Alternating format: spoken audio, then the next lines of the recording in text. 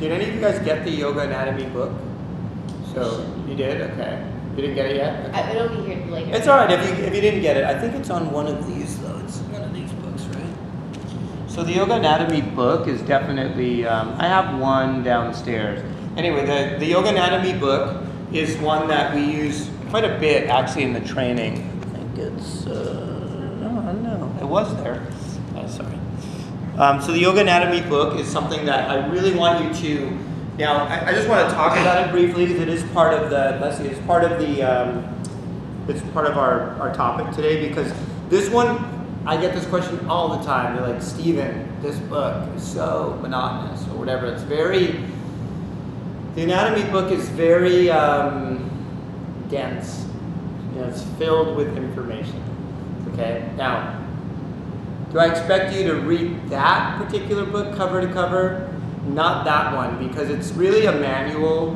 What I'd like for you to do is at the very least look through it and see the topics that make sense, but do read through the text of the book. So there is some text in the beginning, and you'll see when it starts to get into the poses, it starts to name every single muscle. It is a reference manual.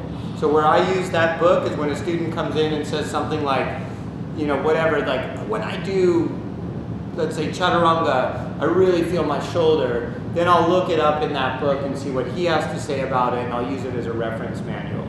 The internet is great, except a lot of the information on the internet is not, it's not cross-checked, and it's not like you just don't know who it is. How much experience does this person have? I can write a blog. I can do a 1-week course, right? And then write a blog about, let's say, the chakras. But I may not know anything about the chakras, really. I may have no experience with chakras or anything. I may have no backbone behind what I'm saying. Leslie Kaminoff, who's the writer of our book, the Yoga Anatomy book, he is somebody we know that, like, I know he knows what he's talking about. And the reason that I can say that I know is because I've studied anatomy and taught yoga for decades. I'm like on my 26th year of teaching yoga. Okay? So I know when someone is full of it or not. Like, I can tell. And sometimes most people are not by the time they write a book. Actually, I will say that. Some of them, though, there have been a few books that I completely disagree with. As a matter of fact, like some of the earlier books are outdated and the information is not current, and we don't believe like the stuff that the things they write in there. For instance, one of the big myths for many years, and I'm sure I will post this online, and I get flack for this, but I've said for many years, like women can do yoga on their period.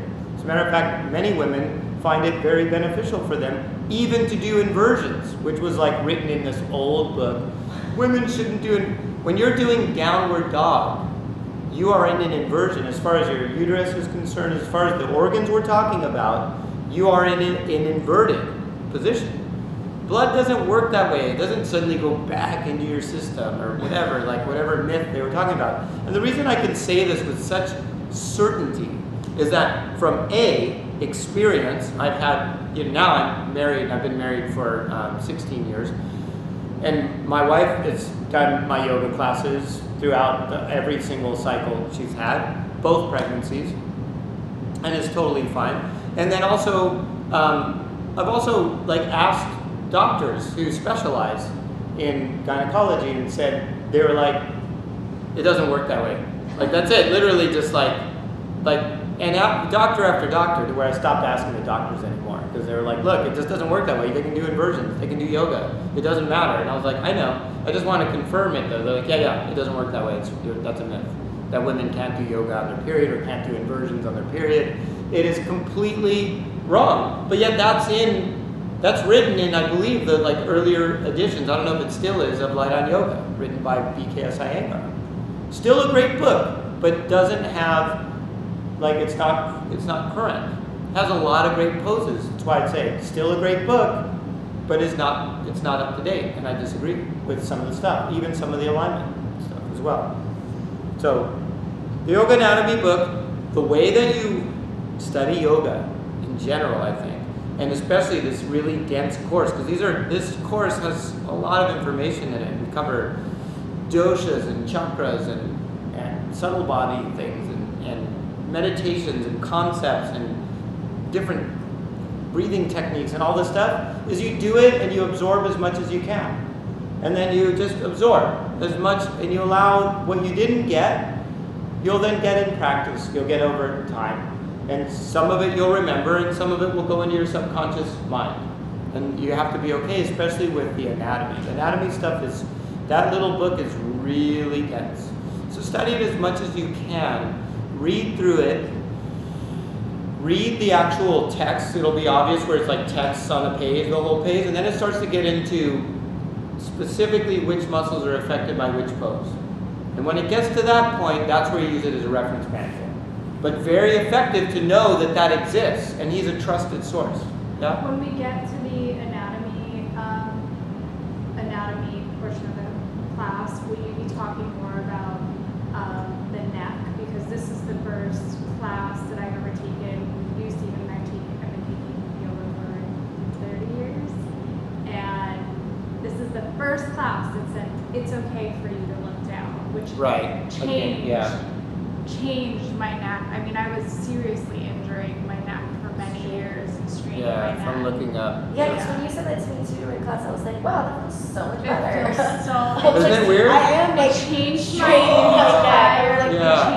entire practice. Yeah, it's crazy, and it's just from being stubborn, because I don't care. Like, here's the other thing too that I think if I could impart, and again, like, it's not always easy, but if I could impart anything upon my students, if you could learn, I mean, there are a lot of things that I would love to teach, but you can't care that much what an old tradition says. If it's wrong, it's wrong.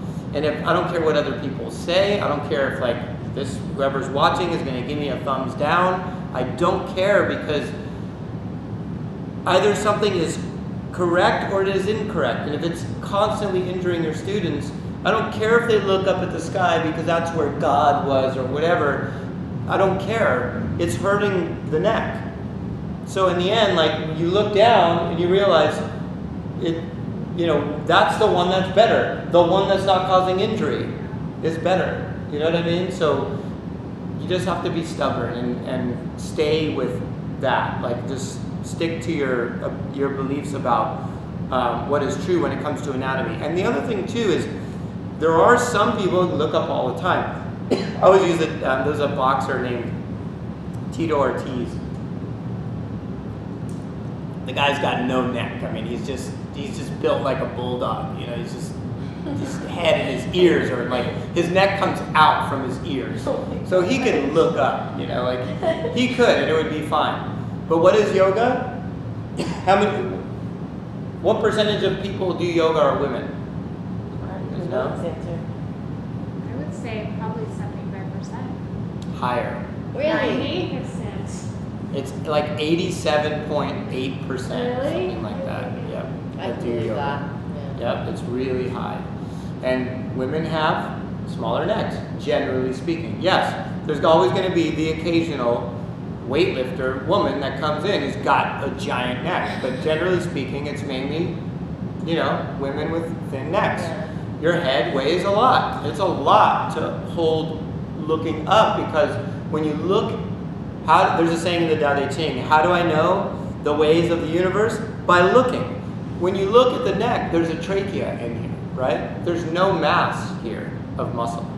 There's a trachea. There's a big open space so you could breathe and talk through. Your esophagus, etc. When you look up, all the pressure's on these mastoid muscles, mainly. Not all of it, but mainly it's this one mass. It's not even both, because the other one is below it. So it's like, it's really this muscle mainly doing the work. The SCM. And then the sternocleidomastoid mandible or something. I forget the actual name, but yeah, the mastoid muscle. Your neck, when it doesn't have enough support, it bends down, and so that's what causes the neck pain. As the neck is bending down, it starts hitting a nerve, and then when the nerve pinches, it inflames. Then it inflames, and that's when you can't turn your head because the nerve is inflamed. So the anatomy book will show why that is. Now, I don't know whether Leslie or not, I don't know what his take is on looking up or down. What I know is what's safer, okay, for the general population. All of the people that are doing physical poses like triangle, whatever, let's say side angle, if they look down, there's mass. There's on the back of your neck, there's more muscle mass that can handle the weight of your head. Your head weighs like 8 to 10 pounds. It's a lot. When you look at the actual cervical spine, the neck part of your spine, they're like this big. Compared to your back, your back is like this big. They're much larger. Especially someone like you, like, thin. Like your neck is probably this big. Yeah. 1.5 centimeters, 15 millimeters. Something like that. It's tiny, but yet it holds a giant. Holds all those thoughts. Right, and all the thoughts and the tension of holding the poses, etc. All those thoughts. Okay, so how are we going to study the anatomy book? You're going to absorb it. You're going to absorb as much as you can. Read through the text parts, but just read through them and just do your best to get through the book. But like, don't ignore it completely, because there are certain things that are really interesting in there, and that I do think a yoga teacher should know. I mean, obviously, you're not a doctor, and we'll talk about all that later on about the ethics of how to answer certain questions or not answer them. But we'll get to that part later on.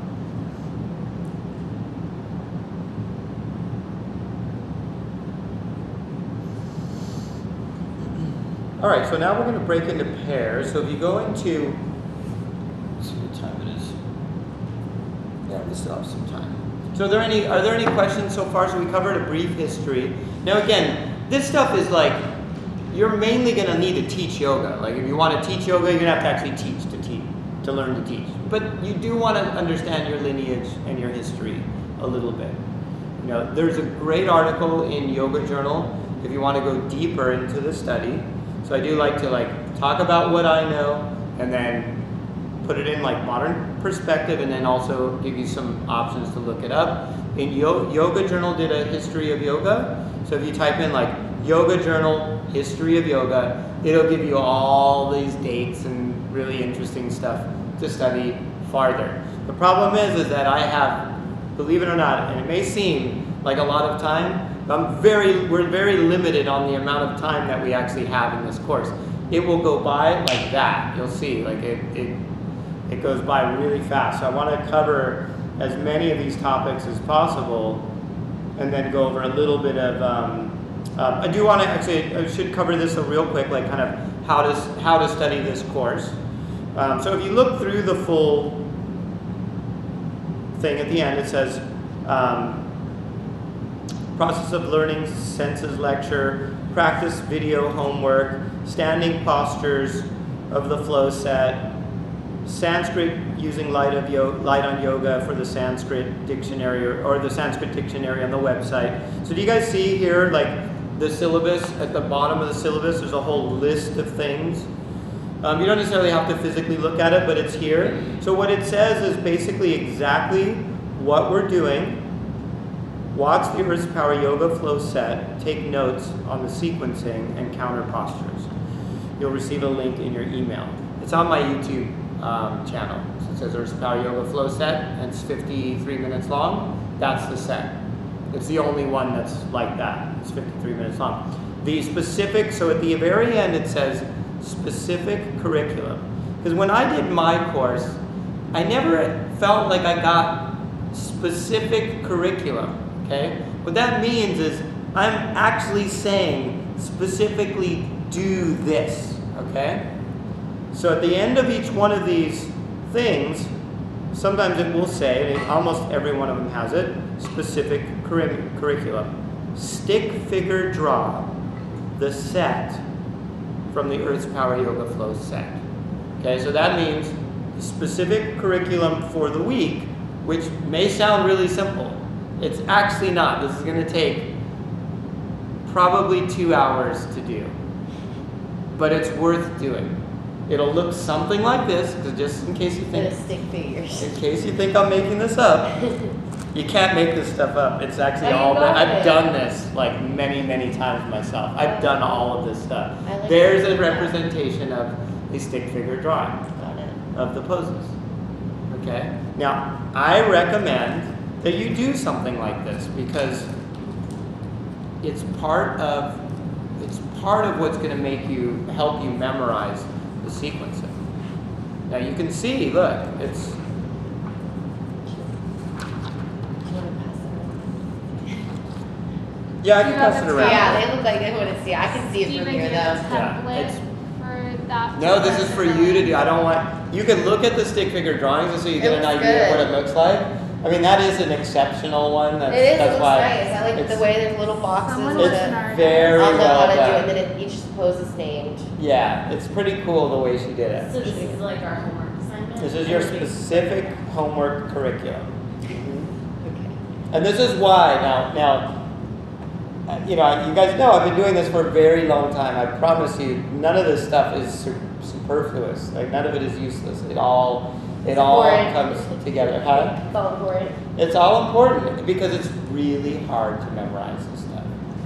I'll admit, like it took me a long time to get like a set piece by piece, like to really memorize it. But when you look at when you start doing I don't know, I mean it's just how you start memorizing stuff. As you start like writing it down, then you draw it in pictures, and then you just start memorizing it that way.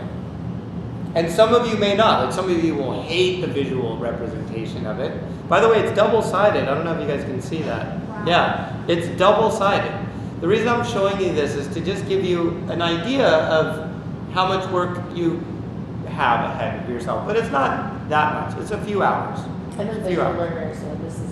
good. Yeah, so that's perfect. And then, so if you're a visual learner, then you're going to use like that. If you look at the book, And there's a YouTube whole. videos too. Yeah, I have this on video as well. Yeah. Just for the record too, the video takes precedence over any of the other stuff. So if you find like, I'm confused about, it looks like he looks up, in this pose, but on the video he does this, just do the video. Because the video is what you're mainly going to use anyway. And it's confusing. Because like for instance, I didn't do the same sequence 3 times. I didn't write 3 pages with the same thing because it's a waste of paper.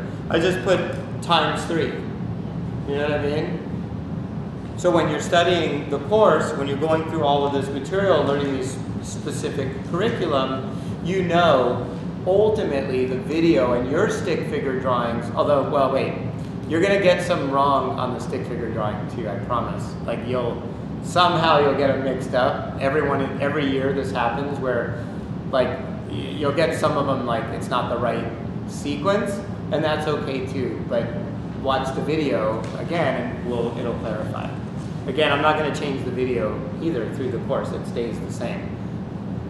With all of its whatever, like all of its poses is going to stay. And the video is on here. And the video is on my website. Yeah, it's on my YouTube channel. If you type in, and I promise if you type in Earth's Power Yoga Flow Set, it will come up. Earth's Power Yoga Flow Set. It's just one of my main videos. It's like 53 minutes long. And that. It's the video- one on my Earth's Power Yoga channel. And that video will be our reference guide throughout the. Yes, throughout the whole training. And also, if you ever want to do the class, it's the class we did this morning. Yeah, exactly. That's it. Is that? You recognize it? Yeah, I did. That's it. For sure. That's the one. Yeah. So now, does this mean you will be locked into only teaching Earth's Power Yoga's flow set for the rest of your life?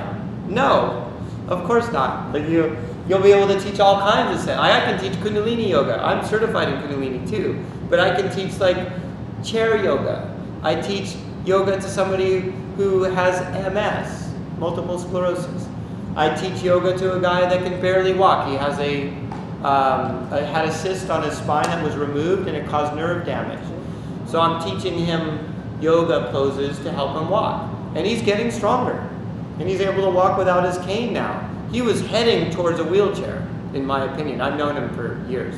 And and we'll talk about this later on, but I have been working on this person to get him to do yoga for about 10 years, without exaggerating. 10 years till he finally came into my studio. Because when I finally saw him last time, he was walking with a cane. He's my age. You should not be walking with a cane. No one should be walking with a cane at 50. No. There's no reason to be doing that. But he had a specific condition, and now that I know, he'd stopped exercising, basically. And then once that happens, It just gets worse. everything gets worse. Yeah. So we're drawing stick figures and watching the video. The video, yes. So there's going to be a lot of pause and play, and it's tedious. This part of the course, it gets a little bit tedious because it's memorization. But it's worth it because it gives you a strong base, which will make you a really good teacher in the end. You will be able to teach other styles too. Like the big fear of that is like, oh, he's going to make me only teach. I will at the very beginning ask you to teach my set, but then like over time you're going to just teach flow sequences. It may be. It depends on what's going on in the schedule. But sometimes I do need this set taught as well. And like so, I'll say like, you know what? Can you teach this set on Tuesday at 10:30 or whatever? And then so sometimes I do need this set because like if I've got a mixed level, another mixed level, and then a sculpt, it might make sense to have an Inverse Power Yoga flow set where it's like a set sequence at that particular time. Okay, so that's the set, and that set like stays the same. It's exactly the same every time. But that gives us a base, and then once you get comfortable, you will get to the point where you'll start teaching like other flows, like kicks or whatever, like handstand, push-ups, or in the middle of the room, hopefully.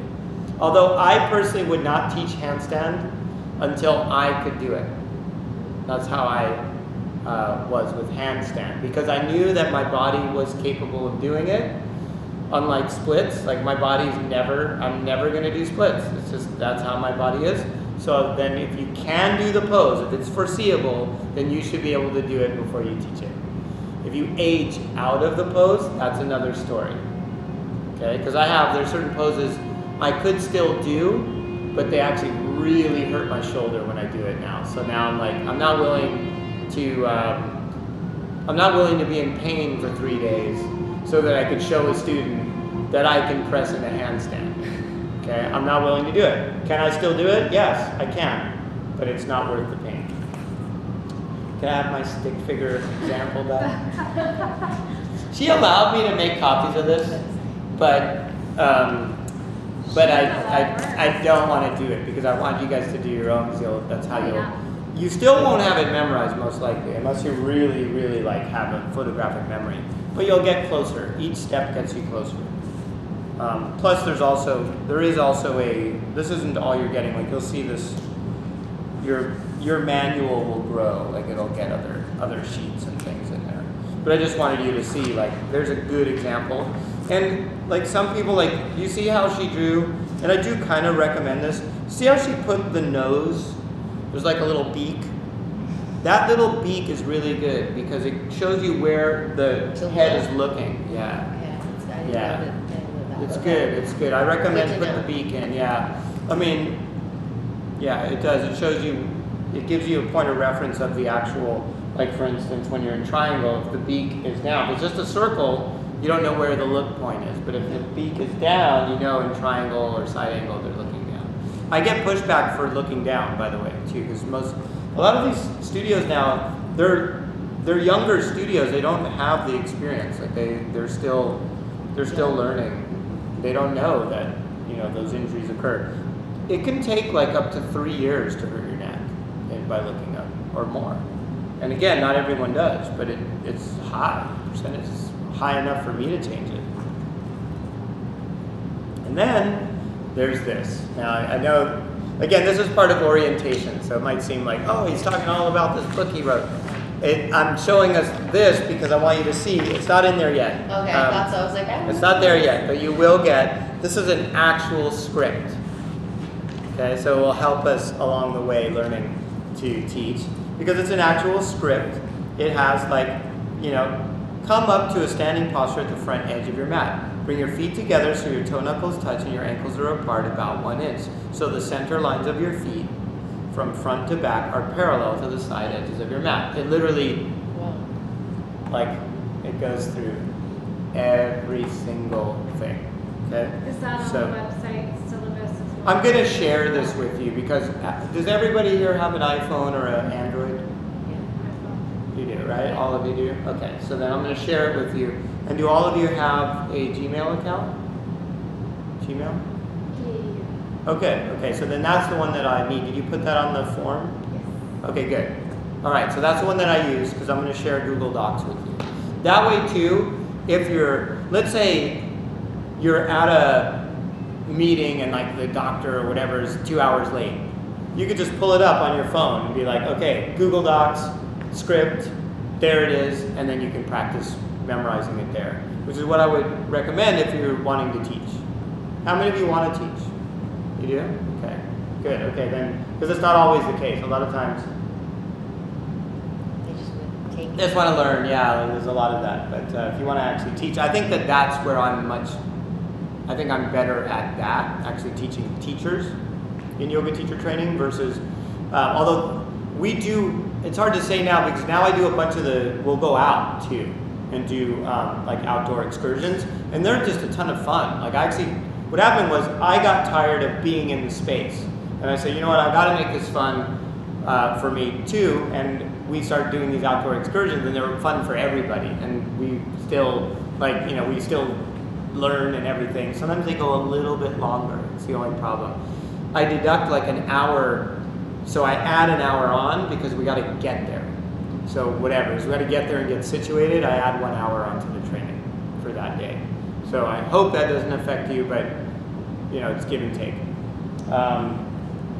Okay, so then let's start off and break down the sequence a little bit more because Marcy's going to come soon, but I wanted you to get familiar with what she's going to teach, which some of you probably already are, but we're going to cover it a little bit together, and then Marcy's going to come and teach a little bit part of her teacher training, as you'll see, like I train most of my staff here, and so she's at the very, kind of almost the very end of my last teacher training.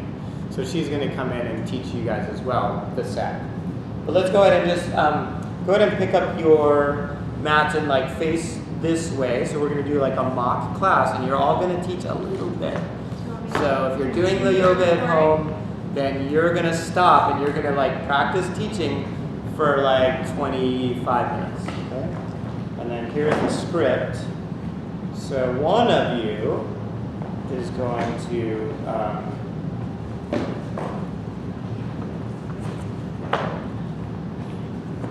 okay, so let's start with these first few pages.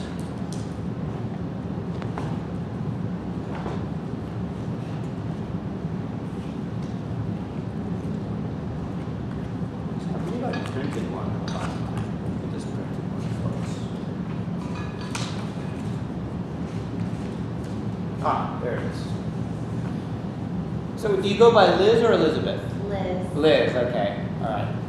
So Liz, you're going to start with that. Okay. Part of the process. I know you're a So visual. I don't do it. You're a visual, yeah. You're just going to talk them through and walk around, just get comfortable. So I start from being hi, whatever. Yeah. Hi, I'm Liz. Hi everyone, I'm Elizabeth Dahlman and I'll be your teacher today. Let's start this class reaching your hands to the sky and inhale. Set an intention for your class today. Keep the breath flowing. This breath awareness also serves as a medium to focus on the present. Set your intention for the class and make it clear. Now bring your hands to your heart. Okay, so wait, so here, pause. So it gives them a little time you want to give them the digestion time. So Okay. now they're thinking about an intention. So Okay. so what I would say for you guys to do, or what I do in this, is I think of a personal intention, whatever, today, Trump is gonna fall down the stairs, or whatever, and I'm and then once I get it, I'm ready to go. Okay, so then. Not a good example, but I'm just saying, whatever it is, it's just the first thing that came to mind. Now bring your hands to the heart center in prayer position and anchor the intention to your heart center. Now forward fold and grab your elbows. Start to consciously relax your eyes, your jaw, your neck, your shoulders. Allow the mask that separates you from the world to melt away. To relax the pressure on your lower back, you can bend your knees 3 inches. On the next exhale, release your hands down towards the ground and remember to balance out the weight between your right foot and left foot, feeling the subtle flux, which is actually one definition of Hatha Yoga, the balance of opposites. Now slowly, vertebrae by vertebrae, so it feels so good on the deepest, fullest, richest inhale you've ever done. Roll all the way up, forward, all the way up. Now forward fold, dipping in, stretching down. Inhale, look up. Exhale, walk or jump back, lowering down, slow chaturanga with your elbows in.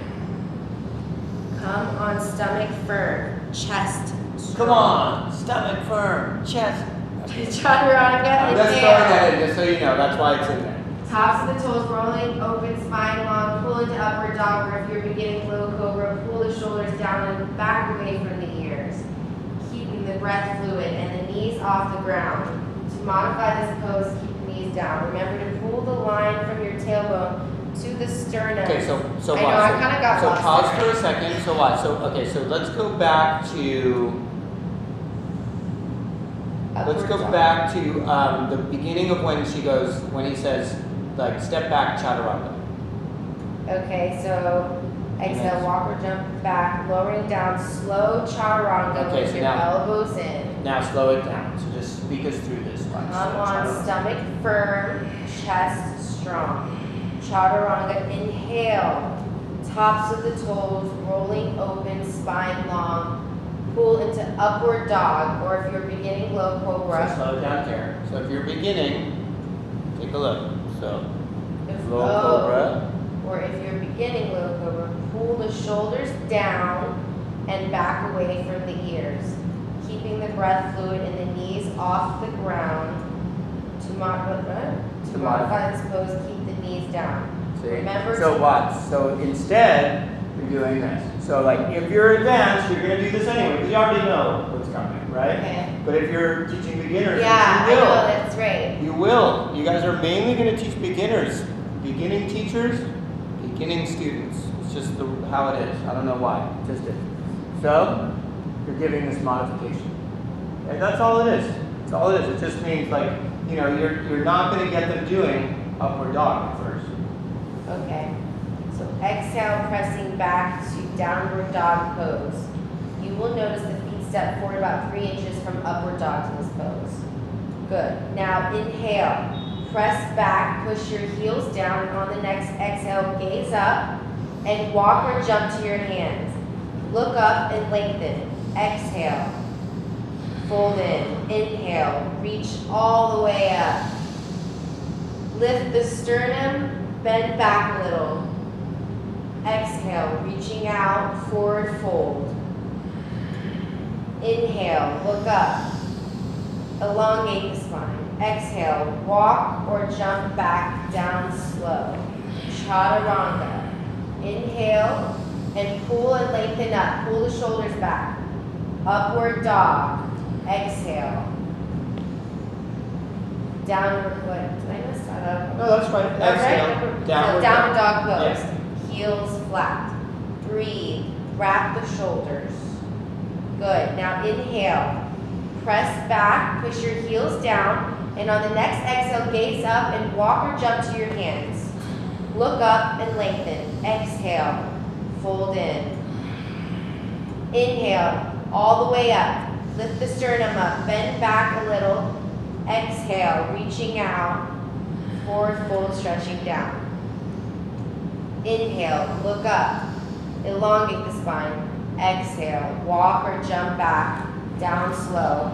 Chaturanga. Inhale, pull and lengthen up. Pull the shoulders back. Upward dog. Exhale. Downward dog pose. Breath, heels flat. 4 breaths. Breathe. Heels flat. Oh, 4 breathe. breaths. Heels flat. 4 breaths. So what this is this gives them a little time to just kind of like Take. stretch and ease in. Remember, this might be the morning. You're still kind of tight, so it's giving them like a little time to just breathe. Now 4. Okay. Now inhale. Press back, push your heels down, and on the next exhale, gaze up and walk or jump to your hands. Look up and lengthen. Exhale, fold in. Inhale, reach all the way up. Lift the sternum, bend back a little. Exhale, reaching out, forward fold or jump back, down slow, stretching down. Inhale, look up. Now extend the right arm up and over. Is that Let me right? see. Hold on. Totally not. I think Let me that's see. Let me see. okay. Okay, so I was right here, it's where I inhale, look up, and then I went to the side.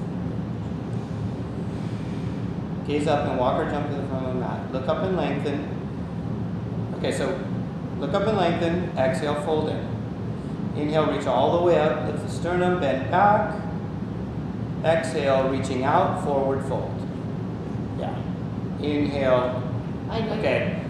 Look, reaching out, forward fold, or jump back. Down, Chaturanga, down slow. Stretching Yeah, that's down, right. inhale, look. I know, but the next page I think went. Foot down, inhale, look. Oh, see, it's page 5. Oh, okay. This was my own copy. Oh, I see what happened. It got messed up. Uh-oh, it went 1, 5, 1, 5, Yeah, 1, 5. I don't know why it Darn did that. it. Okay, that's fine. I was That's like fine. that. I have another one here. Hold on. Okay.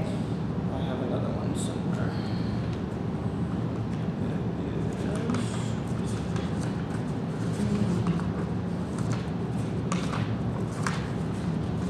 That's a good script. If you like memorize that, I feel like you're good to go. You do, yeah. I mean, honestly, like this is the problem is that a lot of people are visual, so memorization of that is really, really, for them.